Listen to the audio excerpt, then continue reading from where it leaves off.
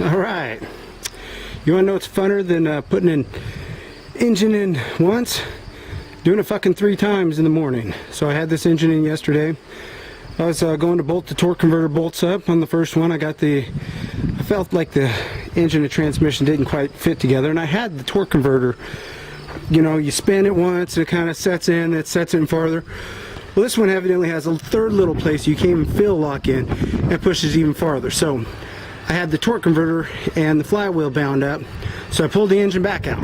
Okay, then I figured out the torque converter, put it back in, got the engine in. Engine went in nice and smooth second time around, and the engine still spun freely. So I was spinning it around, putting the torque converter bolts in, and I noticed it had a dead stop at pretty much the same place no matter which way you went.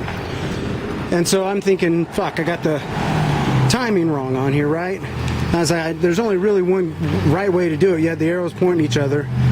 And so I kept on trying to hear where that knock was coming from. It sounded like it was coming from the bottom end. So I'm like, fuck.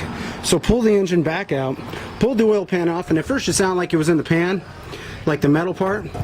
But I took that off and there's no problems there. And so then I was able to see in there and see the little dinky mark right here. That's being hit because these are the different rods. They use a slightly bigger bolt and cap here.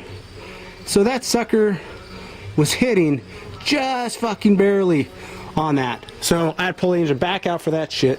And so I'm going to buzz that down and put it back up in, check the clearances, make sure everything's good before I put this fucker back in. But so about at the end of the day, I'll probably be where I was at the end of yesterday. So lesson learned.